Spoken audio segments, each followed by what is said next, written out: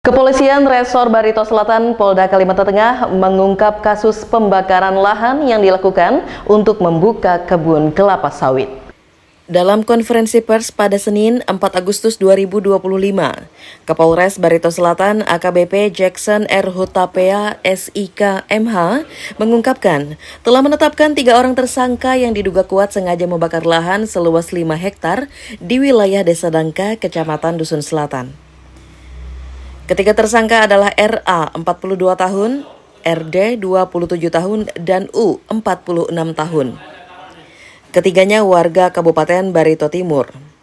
Mereka mengaku membakar lahan atas perintah seorang berinisial PS, warga Provinsi Bali, yang memberi upah sebesar Rp150.000 per hari.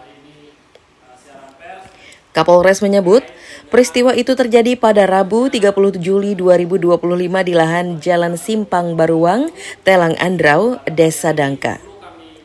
Tim gabungan dari Polres Barito Selatan, Polsek Dusun Selatan, BPBD Barito Selatan, Koramil, KPHP, dan MPA Desa Dangka mendatangi lokasi usai mendapat informasi titik api melalui aplikasi Brin Fire Hotspot milik BPBD.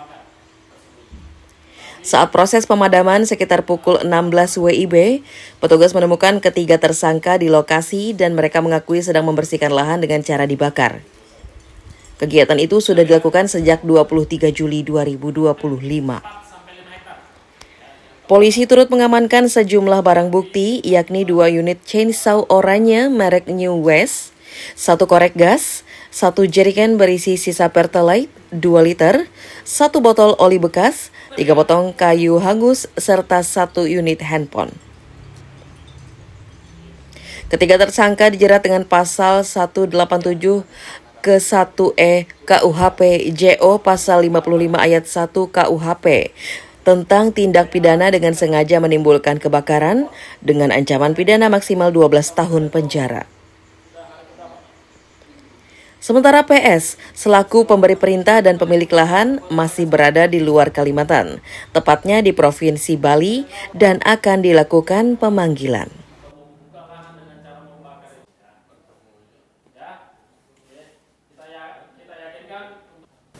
Saat ini penyidik sudah menetapkan 3 orang tersangka dan sudah dilaksanakan proses penyidikan, dan juga kita sudah melakukan penahanan terhadap ketiga tersangka tersebut.